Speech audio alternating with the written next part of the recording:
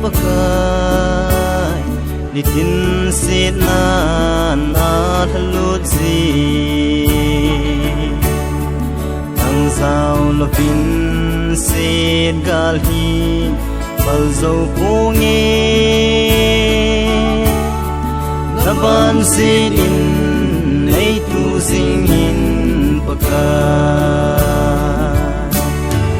kahin pu hi sit nan athalut zi tai nang in nei dal ha si te satan in kichim nan ei nei si tai satan khuta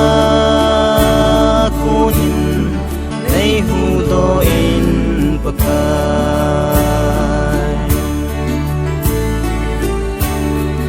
ei sit kahin khu hi atzam ka ding bo anahi ei man sota din kana ki kele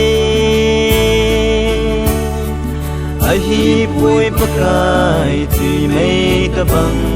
ahi kahin pu hi sit nan athalut zi tai nang in nei dal ha zi te satan in kichim nan ei nei zi tai satan khuda kunin nei hu do in pakai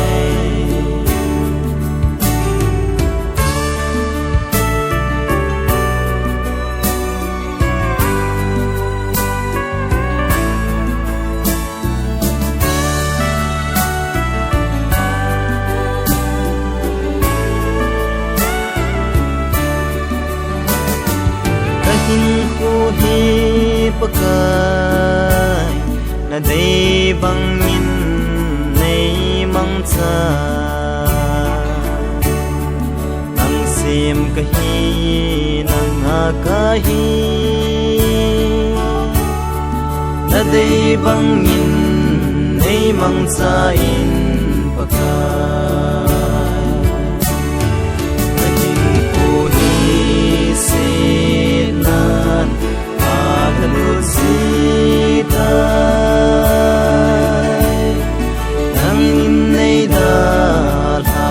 zi te satan in kichip nan ei nei zi tai satan khuta kunin nei hu do in pakai satan khuta kunin nei hu do in pakai